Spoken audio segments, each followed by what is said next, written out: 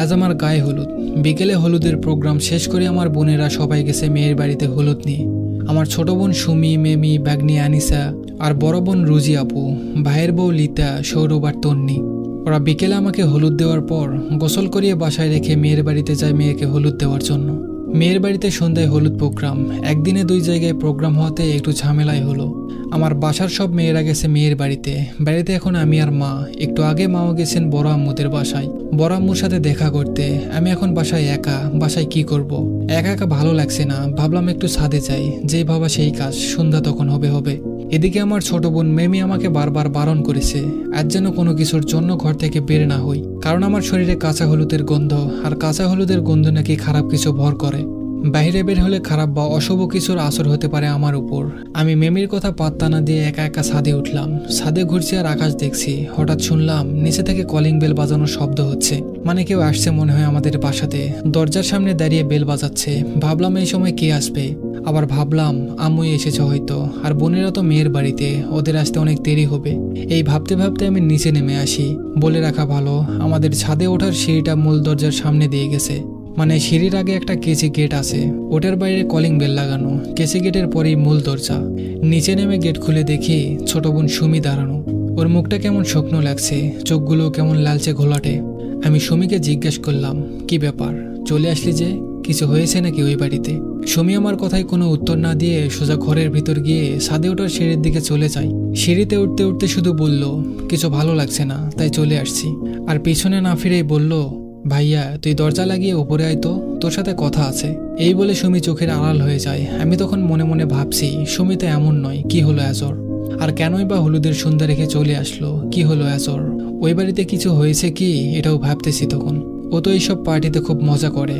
এসব ভাবছি আর ছাদের দিকে 1 পা 2 পা করে এগোচ্ছি। হঠাৎই আমার হাতের ফোনটা বেজে উঠল। দেখলাম ফোনের ডিসপ্লেতে সুমির নামটা ভেসে উঠল।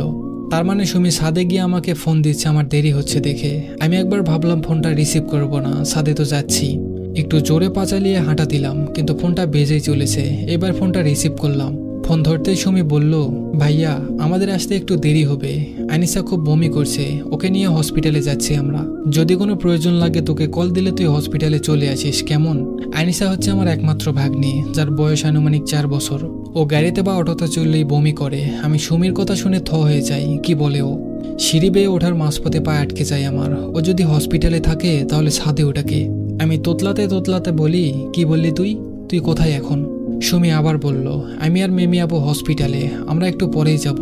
আমি তখন মুখ ফসকে বলে ফেলি, তুই হসপিটালে তাহলে ছাদে ওটাকে? একটু আগে কে ঘরে ঢুকলো তোর মতো? সুমি শুনেছে কি শোনেনি সেটা বুঝতে পারলাম না। ফোনটা কেটে গেল। আমি তখন ছাদে ওঠার সময় সিঁড়িতে দাঁড়িয়ে আছি। ভয়ে আমার হাত পা থরথর করে কাঁপছে, হয়তো পড়ে যাব বা অজ্ঞান হয়ে যাব। নিচে নেমে আসবো তাও পারছি না, শরীরে এতটুকু শক্তি নেই আমার। হঠাৎ উপর থেকে সুমির কণ্ঠে ডাক দিল, কি হলো ভাইয়া, ছাদে আয়। আমি তখন বোধশূন্য নির্বাক। প্রচণ্ড ইচ্ছে হচ্ছে ছুটে পালাই, কিন্তু তাও পারছি না। আমার তখন মনে হচ্ছে হয়তো আমি ছুটছি, কিন্তু পা চলছে না। ঘুমের ভিতরে মানুষকে বোবা বোধ হলে যেমন অনুভূতি হয়, ঠিক তেমন একটা অনুভূতি হচ্ছে আমার। মাথা ঝিমঝিম করছে, মনে হয় জ্ঞান হারাবো। একটু পর দেখি ছাদের দরজাটা খুলে গেল। কেউ সিঁড়ি বেয়ে নিচের দিকে নামছে। থরথর করে কাঁপছি আমি। মনে মনে আল্লাহকে ডাকছি, আল্লাহ রক্ষা করুন। আর আমার ছোট বোন মেমির বলে যাওয়া কথাটা মনে পড়লো তখন, তোর গায়ে কিন্তু কাঁচা হলুদের গন্ধ, বাইরে বের হইস না আজ আর। ইস, কি ভুলটাই না করেছি আমি। কেন যে ভর সন্ধ্যায় ছাদে উঠতে গেলাম, এখন না এই ভুলের মাসুল জীবন দিয়ে দিতে হয়। এসব ভাবতে ভাবতে জ্ঞান হারিয়ে পড়ে যাব। এমন সময় দেখি ছাদের সিঁড়ি বেয়ে আমার বোনরূপী সেই সুমি অনেকটা নেমে এসেছে। আমাকে ধরে ফেলবে এমন হাত দূরত্বে দাঁড়িয়ে আছে। ওর চোখ দুটো জল করছে, রক্তলাল চোখ ওর, তাকিয়ে আছে আমার দিকে। শরীর থেকে দর করে ঘাম পড়ছে তখন। থরথর করে কাঁপতে কাঁপতে জ্ঞান হারিয়ে সিঁড়িতে লুটিয়ে পড়লাম। জ্ঞান হারানোর আগে শুধু এটুকুই মনে আছে, আম্মার গলার শব্দ পাই। বলে রাখা ভালো, মাগরিবের আজান দেওয়াতে আম্মু বড় আম্মুদের বাসা থেকে চলে আসে। আর আমি তখন সুমির ফোন পেয়ে ভয় হোক বা মনের ভুলে হোক মেন গেটটা লাগাতে ভুলে গিয়েছিলাম। আর এই ভুলের জন্যই এই যাত্রায় হয়তো আমি বেঁচে যাই।